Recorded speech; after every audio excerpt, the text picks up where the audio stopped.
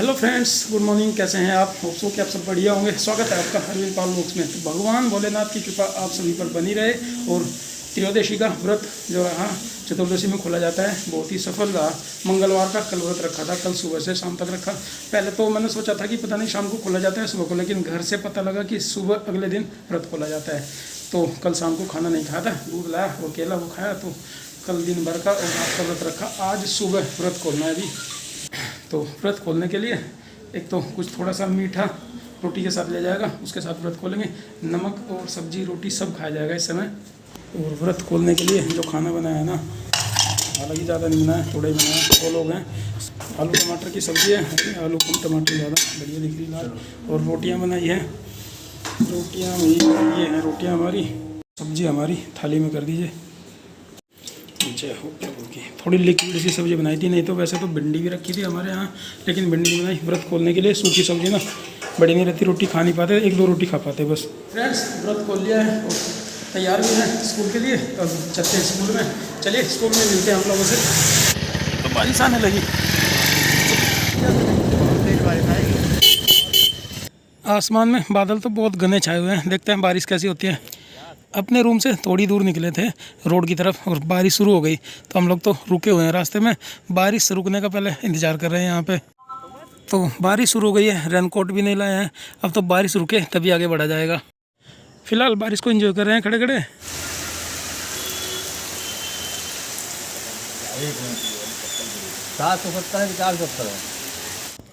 तो फिलहाल बारिश रुक गई है और हम लोग निकले हैं आगे स्कूल की तरफ। हालांकि मौसम फिर से ऐसा ही बना हुआ है, बारिश दोबारा फिर से आ सकती है।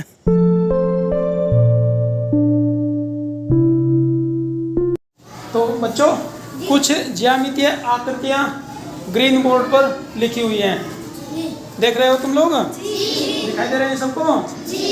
इन ज्यामितीय आकृतियों के नाम उनके सामने लिखने हैं। सबसे पहली आकृति देख रहे हो? उस आकृति का नाम कौन कौन बच्चा लिख सकता है? देखें कितने हाथ उठे हैं। लगभग आधे बच्चों के हाथ उठे हैं। मीरा, अनुपम, वर्षा, सुधा हाथ नहीं उठाई हो? अंकुल, रवि, शाहरुख, अंशु, मधु, परी, विनय, अनुज, पुरुषोत्तम, सद्दाम, इतने बच्चों के नाम हाथ उठे हैं। केवल आकृतियों के चित्र बने हैं, वहाँ पे नाम लिखने हैं आपको। तो किस किसने हाथ उठाया था? एक बार फिर उठाओ।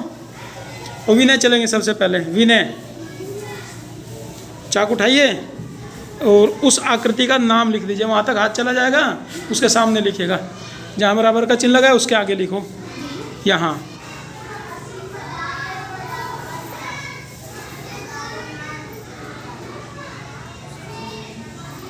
भाग किधर से बनाते हो तुम? चलो बनाओ। क्या लिखा इन्होंने? क्या लिखा? त्रिभुज। एक संस्कृत भाषा का शब्द है। त्रि माने 3 और भुज माने भुजाएं। 3 भुजाओं से या 3 सरल रेखाओं से घिरी आकृति को त्रिभुज कहते हैं। त्रिभुज जैसी कोई चीज़ देखी तुमने कहीं? क्या देखा? पहाड़ भी कोई कोई त्रिभुज के आकार का होता है, ऐसा है ना। और एक चीज़ देखी होगी, सड़क पर जब तुम चलते हो, सड़क किनारे कुछ बोर्ड लगे रहते हैं लोहे के, और वो त्रिभुज की आकृति के होते हैं। उन पे कुछ निशान बने हुए होते हैं। किस आकृति के होते हैं?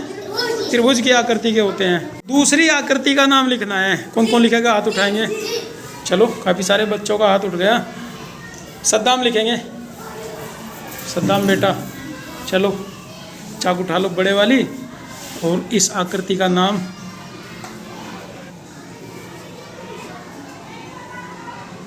क्या बन गया? सद्दाम ने।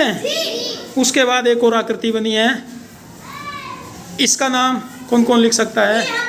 चलो, हाँ, अच्छे खासे हाथ उठे हैं। पुरुषोत्तम। कुछ बच्चे जो हैं ये तो बार बार हाथ उठाते ही हैं, जो हाँ इसका नाम लिखना है। जो कभी कभार हाथ उठाते हैं उनका नंबर जल्दी आता है।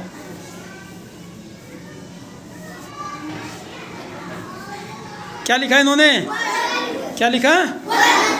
और चौथी आकृति हो गई त्रिभुज आयत वर्ग के बाद। हाँ, इसमें इसके तो उदाहरण बता दिए थे। आयत का कोई उदाहरण बताओगे? टेबल का जो पटरा है ऊपर, खिड़की का जो पल्ला है, बाहर बरामदा जो बना है, लंबाई उसकी ज़्यादा होती है, चौड़ाई कम होती है, आमने सामने की भुजाएं बराबर होती है और प्रत्येक कोण 90 अंश का होता है। आयत की पहचान कर लोगे। फिर आया था वर्ग। वर्ग जैसी कोई चीज़ें देखी आपने? टाइल्स देखो, जो जोड़ जोड़ कर फर्श बनाया गया है, एक टाइल्स की लंबाई और चौड़ाई यानी सभी भुजाएं 2 फीट की हैं, लंबाई और चौड़ाई बराबर है, तो टाइल्स क्या हो गई? ये किस आकार की हो गई? वर्ग आकार की। इसके बाद आकृति नंबर 4, इसका नाम लिखना है। कौन लिखेगा? कुछ कम हाथ उठे हैं, अंशु आएंगे इस बार।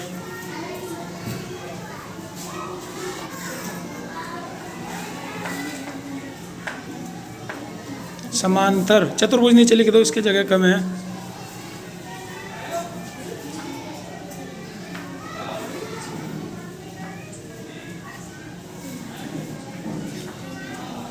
जो ऊपर र बना है वो बनेगा भा के ऊपर। किसके ऊपर? भा के। चतुर्भुज ठीक नहीं बना, दूसरी लाइन खींचे। क्या लिखा इन्होंने? समांतर चतुर्भुज। ठीक है। दूसरी तरफ की कुछ आकृतियां हैं। सबसे ऊपर वाली आकृति का नाम कौन लिखेगा? अंकुल।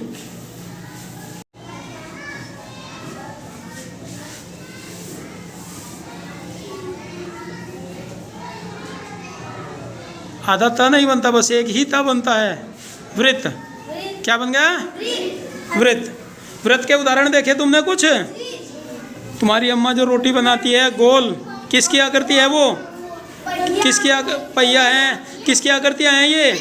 वृत्त की आकृतियाँ हैं। और उसके बाद ये आकृति आई है। ऐसा कुछ देखा तुमने कहीं? बर्थडे वाली टोपी होती है ऐसी, मदारी की टोपी होती है, जोकर की। कौन बताएगा इसका नाम? अनुपम।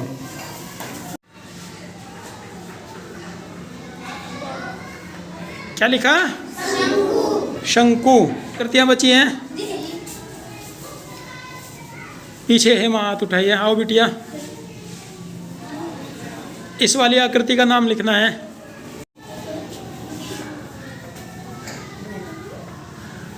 क्या लिखा ये? घन। घन।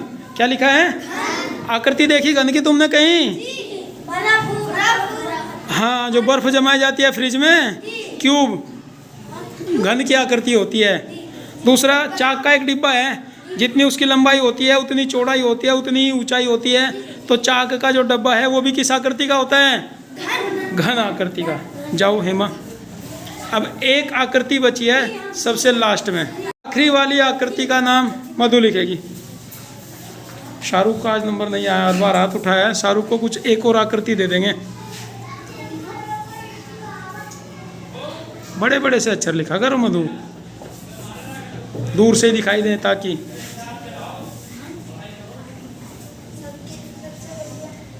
क्या लिखा? क्या लिखा?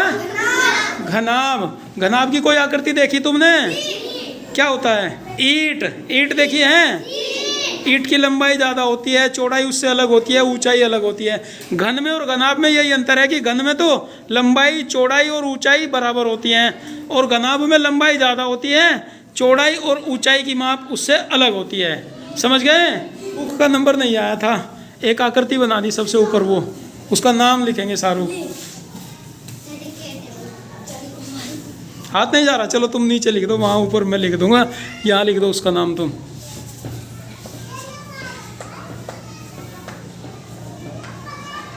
क्या लिखा इन्होंने? बेलन। सिलेंडर कहते हैं, और सिलेंडर कहते समझ भी गए होंगे। रसोई घर में जो सिलेंडर होता है उस पर अगर ऊपर वाला हैंडल हटा दिया जाए तो इसके जैसे ही तो आकृति बचेगी। वो क्या कहलाता है ये? बेलन। चलो बेलन यहाँ से मिटा के ऊपर लिख दूँ। तो कुछ बच्चों ने हाथ नहीं उठाए थे जब मैंने ये आकृतियाँ पूछी। पहले मैंने पढ़ाया था इनको एक दिन, है ना?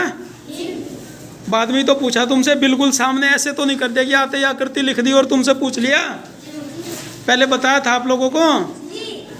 कुछ बच्चे जान पाए थे, कुछ नहीं जान पाए थे, लेकिन आज आकृतियाँ भी बनी हैं, उनके नाम भी लिखे हैं।